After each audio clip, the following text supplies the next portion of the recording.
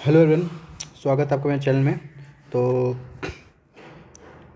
My self R V Sharma.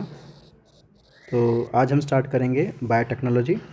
तो मैं आपको एनसीईआरटी की एक एक लाइन को डिकोड करना सिखाऊंगा, और साथ ही साथ मैं जब ये एनसीईआरटी डिकोडिंग हो जाएगी तो उसके बाद मैं प्रॉपर जो सिस्टमेटिक वे में हाथ से नोट्स लिखे होते हैं वैसे करके आपको समझाऊंगा। तो पहले हम स्टार्ट करते हैं कि बायोटेक्नोलॉजी जो है, ये कह सकते हो कि ना करीब करीब इन दोनों चैप्टर से, चैप्टर 11 और चैप्टर 12 मिला के टोटल 7 से 8 क्वेश्चंस हर बार आते हैं। तो कह सकते हो कि जिसको ये दो चैप्टर समझ में आ गए तो करीब करीब 32 मार्क्स पॉसिबल है। ठीक है, तो चलो स्टार्ट करते हैं हम। सबसे पहले अगर हम बात करते हैं कि बायोटेक्नोलॉजी प्रिंसिपल एंड प्रोसेस की, तो हमें दो साइंटिस्ट को ध्यान रखना पड़ेगा। सबसे पहले जो है वो हर्बर्ट बॉयल। तो हर्बर्ट बॉयल का जन्म 1936 में, ये सब उतनी ज़रूरी नहीं है, ना ही ये ज़रूरी है कि उन्होंने कहाँ से पढ़ाई करी, उन्होंने क्या की, मतलब कौन कौन स्टडी करी। बस ये ध्यान रखना, एक साइंटिस्ट का नाम हर्बर्ट बॉयल था। और उसके बाद फिर एक दूसरे साइंटिस्ट थे, अभी आगे मिलेगा वो उनका नाम।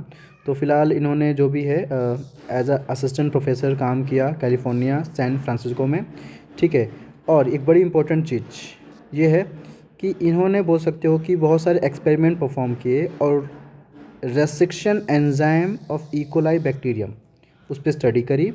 और उन्होंने ये मतलब जो भी पढ़ाई करने के बाद ये कंक्लूज़न निकाला कि जो रेस्ट्रिक्शन एंजाइम्स होते हैं वो डीएनए को कट करते हैं एक पर्टिकुलर स्टैंड को पर्टिकुलर फैशन में। ठीक है, मतलब जो भी डीएनए का स्टैंड होता है उसको कहीं से कट करते हैं, उनका एक अपना पर्टिकुलर फैशन होता है। उन्होंने एक कंक्लूज़न निकाला और फिर बोला कि वो कुछ कटिंग ऐसे करते हैं कि स्टिकी एंड क्रिएट होते हैं। स्टिकी एंड का मतलब क्या होता है, जैसे मान लो ये आपका डीएनए का स्टैंड है।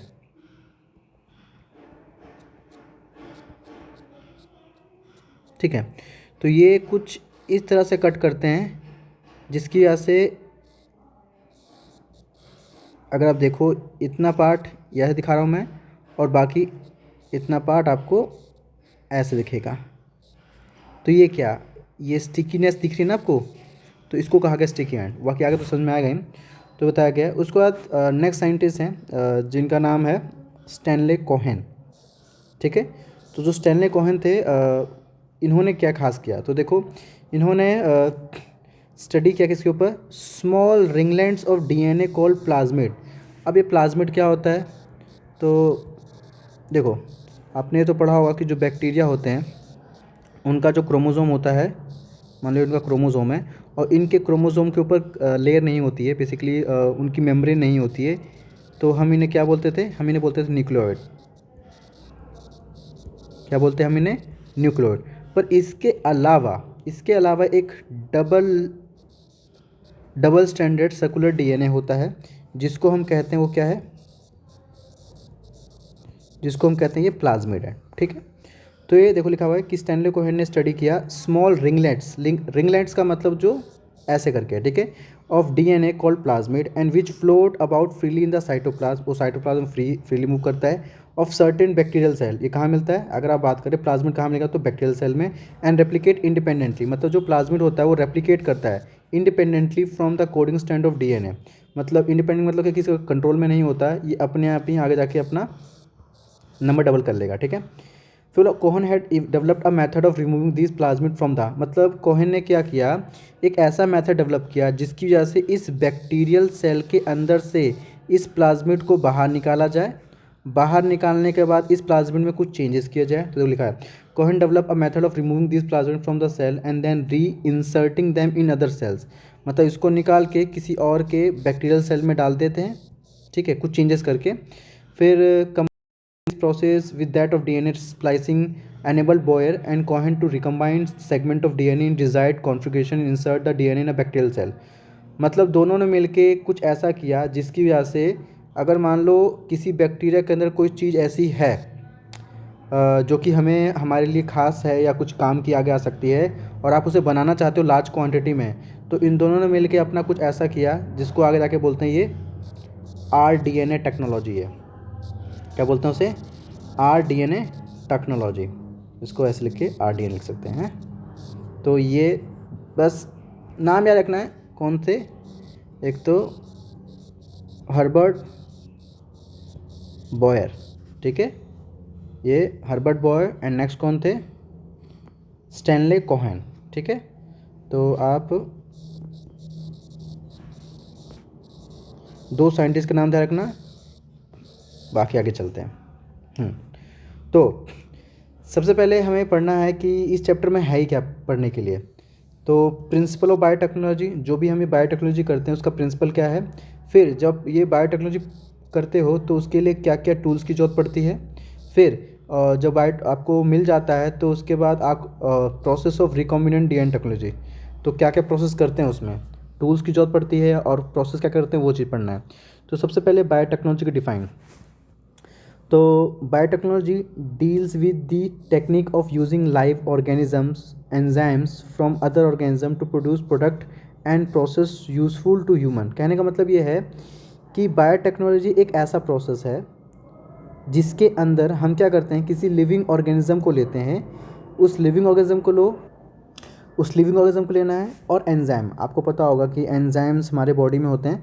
मतलब मान लो आपके बॉडी में वो चीज़ नहीं बन रही है, औरों में बन रही है, और आप मतलब आपके बॉडी को वो चाहिए, तो कैसे वो एंजाइम आपको बाहर से मिले, तो किसी लिविंग ऑर्गेनिज्म को लेते हैं, उसका एंजाइम लेते हैं एंड उसके प्रोडक्ट बनाते हैं, और प्रोसेस यूज़फुल टू ह्यूमन, और इस प्रोसेस से ह्यूमन को फ़ायदा होता है।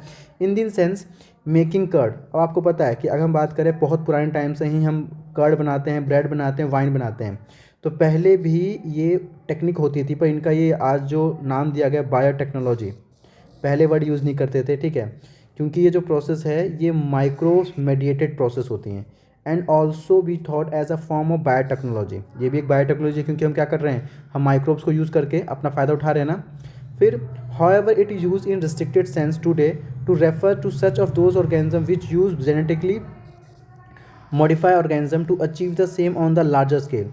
पहले मतलब ये देखो, आज भी घर में लोग कर्ड तो बनाते ही हैं छोटे स्केल पे, पर अगर लार्ज क्वांटिटी में चाहिए तो उसके लिए उसके लिए प्रॉपर सिस्टम बनाना पड़ता है।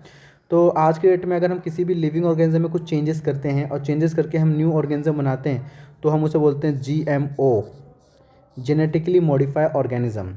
अगर मान लो किसी प्लांट में कुछ चेंजेस किए तो उन्हें बोलेंगे जेनेटिकली मॉडिफाई क्रॉप्स, ठीक है। तो further many other process techniques are also included under biotechnology. For example, जैसे कि आज हम एक बहुत ही मतलब सुना होगा आपने, इन विट्रो फर्टिलाइजेशन या टेस्ट टू बेबी। बहुत सारे ऐसे कपल्स हैं जो कि उनको बेबी नहीं हो पाता, तो उसके लिए हम टेक्निक अप्लाई करते हैं बायोटेक्नोलॉजी, मतलब टेस्ट टू बेबी, ठीक है।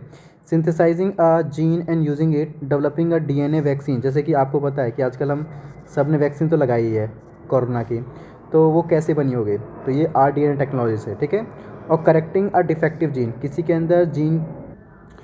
के अंदर कोई जीन डिफेक्टिव है तो उस डिफेक्टिव जीन को हटा देना और नया जीन जो काम वाला है वो डाल देना, तो ये आपका बायोटेक्नोलॉजी। अब इतनी चीज़ तो इतनी इंपॉर्टेंट नहीं है जितनी ये डेफिनेशन इंपॉर्टेंट है। और पूछ सकता है EFB की फुल फॉर्म बताओ, कॉमन बात है, आनी चाहिए। तो यूरोपियन फेडरेशन ऑफ बायोटेक्नोलॉजी हो गई। अब has given a definition of biotechnology that encompasses both traditional view and modern molecular biotechnology.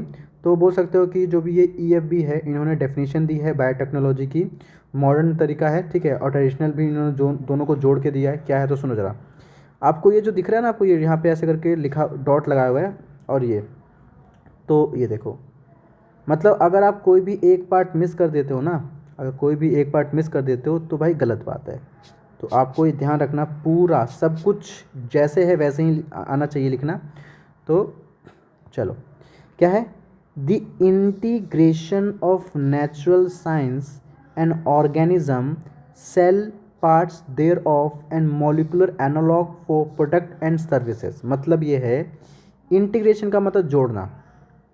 हम इंटीग्रेशन करते हैं नेचुरल साइंस का एंड ऑर्गेनिजम्स का, कोई ऑर्गेनिज्म लिया और उसके सेल्स को लिए, उसके पार्ट्स को लिए, एंड उसके मॉलिक्यूल्स में कुछ चेंजेस करके, या जो काम का मॉलिक्यूल है, DNA का कोई पार्ट है, उसको लिया एंड कुछ प्रोडक्ट बनाते हैं, और उस प्रोडक्ट के हम सर्विसेज का फ़ायदा उठाते हैं।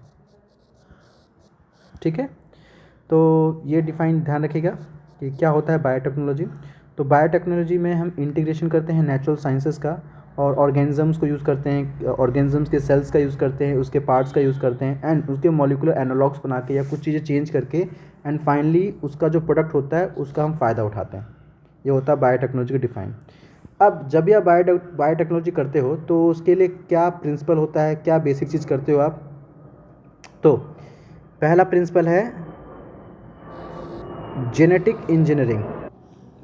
तो जेनेटिक इंजीनियरिंग क्या होती है? तो देखो इसमें हम क्या करते हैं, ये एक टेक्निक है जिसमें हम alter alter the chemistry of genetic material. Alter का मतलब क्या होता है? चेंज करना। क्या होता है? चेंज करना। मतलब ये आपका मान लो ये डीएनए है, और डीएनए का हमने कोई एक मान लो सेगमेंट जीन का, मतलब कोई मान लो एक न्यूक्लियोटाइड हमने क्या किया, यहाँ से निकाल दिया और कोई और जाकर इसमें अटैच कर दिया। तो अल्टर करने का मतलब कुछ चेंजेस करना। तो हम क्या करते हैं, डीएनए हो चाहे आरएनए हो, हम इनकी केमिस्ट्री चेंज करते हैं। केमिस्ट्री का मतलब आपको पता होगा कि डीएनए किससे मिलके बना हुआ है, ये तो रहने दो, बात की बात है। डीएनए में कुछ चेंजेस कर देते हैं, और चेंजेस करने के बाद इंट्रोड्यूस कर देते हैं किसके अंदर? होस्ट ऑर्गेनिज्म के अंदर। होस्ट का मतलब जिसके अंदर आप चाहते हो कि चेंजेस हो, एंड दस change the phenotype of the host organism. मतलब आपने कोई एक ऑर्गेनिज्म देखा, इस ऑर्गेनिज्म के अंदर किसी चीज़ की कमी है, और आपने दूसरे ऑर्गेनिज्म को देखा, मान लो कोई ऑर्गेनिज्म है, इसके अंदर वो जीन प्रॉपर है, ठीक है, आप चाहते हो कि इसके अंदर भी वो जीन हो, मतलब वो वैसा phenotype show, physical appearance show करे, तो क्या करोगे आप? इसका ये जीन कट करके, कैसे कट करते बात करेंगे। आपने ये जीन निकाला, तो निकालने के बाद हम इसको इसमें डाल देते हैं, और फाइनली इसके अंदर चेंजेस देखने को मिलते हैं। तो ये बोलना चाह रहा है, ठीक है। फिर नेक्स्ट है bio process engineering. Bio process का इसको ना केमिकल इंजीनियरिंग भी बोल सकते हैं, केमिकल इंजीनियरिंग, ठीक है। इसमें क्या होता है? तो देखो जब भी आप कुछ कर रहे होते हो तो आप चाहते हो कि वो बिल्कुल प्योर हो, उसमें किसी तरह का कोई इंटरफेरेंस ना हो। तो maintenance of sterile microbial contamination free, आप चाहते हो कि कंडीशन बिल्कुल फ्री रहे। आप अगर कोई भी काम करते हो तो आप नहीं चाहते कि किसी तरह का मतलब इंटरफेयर हो जिससे आपका काम ख़राब हो जाए। तो बस यही है कि मेंटेनेंस ऑफ स्टेराइल कंडीशन होनी चाहिए, जिससे मेंटेनेंस ऑफ स्टेराइल कंडीशन का मतलब क्या होता है? Microbial contamination free, ambience in chemical engineering process to enable the growth of only the desired microbes you can cell in large quantity for the manufacture of biotechnology products like antibiotics, vaccines and enzyme. मतलब ये है कि मान लो आप किसी किसी किसी कोई एंटीबायोटिक बना रहे हो, और उस एंटीबायोटिक में कोई माइक्रो ऑर्गेनिज्म घुस गया, माइक्रो ऑर्गेनिज्म घुस गया, तो वो एंटीबायोटिक उतना इफेक्टिव नहीं होगा, या मान लो कोई ख़राबी हो जाए एक तरह से। जैसे वैक्सीन है, बना वैक्सीन कोरोना के लिए और बन कुछ और गया। तो आप नहीं चाहते ना कि किसी तरह का कोई माइक्रोब्स एंटर करे, तो इसलिए क्या कंडीशन मेंटेन करनी होती है? स्टेराइल कंडीशन, ठीक है, ओके।